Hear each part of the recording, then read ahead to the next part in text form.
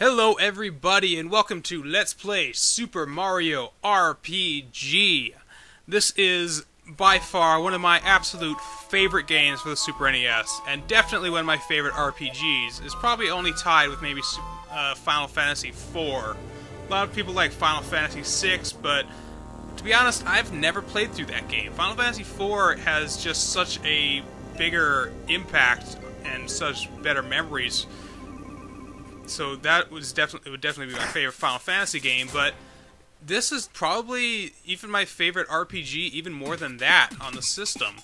This was revolutionary for its time, a collaboration between Squaresoft and first-party Nintendo created a fantastic original RPG. It's a little on the short side, which is kind of why I'm playing it today, because I don't want to get into a fairly long RPG. This one can be done in maybe 10-20 hours, so it's indeed a little on the short side, but it was just great how they managed to input so much of Super Mario Bros. Lore and also make it a really interesting and just, like I said, revolutionary RPG for its time. This invented the concept of timed hits. So yeah, we're just watching the intro right now. It's showing you clips of what you're going to be encountering later in the game. And let me tell you, a lot of these mini-games, you can get some really cool stuff for it. They could have just made a standard RPG, but they didn't. They filled this with all kinds of great characters, and Mallow, Gino, everybody wants to see them come back in new RPGs. They've had other games like it since, like Paper Mario, which has definitely been it's obviously been a Mario RPG, but this is the only one that bears the title Super Mario RPG, and it's probably the best one. They never really made a direct sequel to this, although you could claim that Paper Mario, the Mario Luigi games, the Bowser's Inside Story stuff. Okay, that never actually happens in the game. That's lies right there. Mario never fights Magic Koopa in the forest. But we'll get into that later.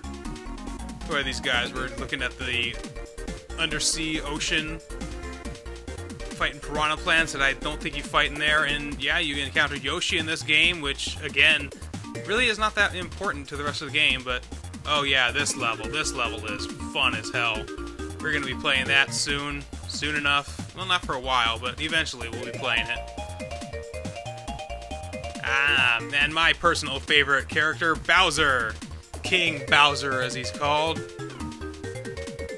Lots of bombs and a giant bomb. We will encounter that too. All kinds of clips, just kind of teasers to entice you what you're going to end up encountering later in the game. Towers, Birdo, or as they're known, Burdette, or Burdetta, whatever they call her. Another fun mini-game. You get some great stuff in that one if you're good at it, or if you cheat. More lies, you never encounter him there. You don't encounter him till late in the game.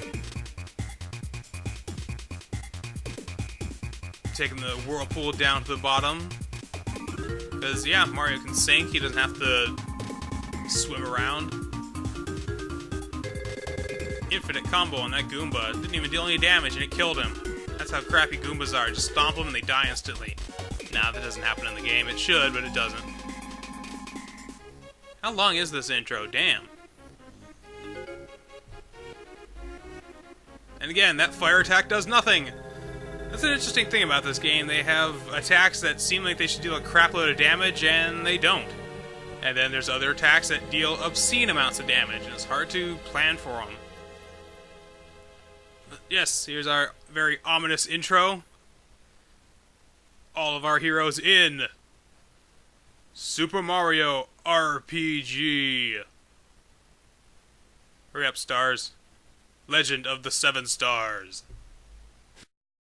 RPG スーパーマリオ RPG ロールプレイングゲームやったことない人も OK マリオと旅に出ようドラマを作ろうロールプレイングゲームやり尽くした人も Come on 満足させますマリオです Oh yeah スーパーファミコンソフトスーパーマリオ RPG スーパーファミコンが4000円安くなるクーポン券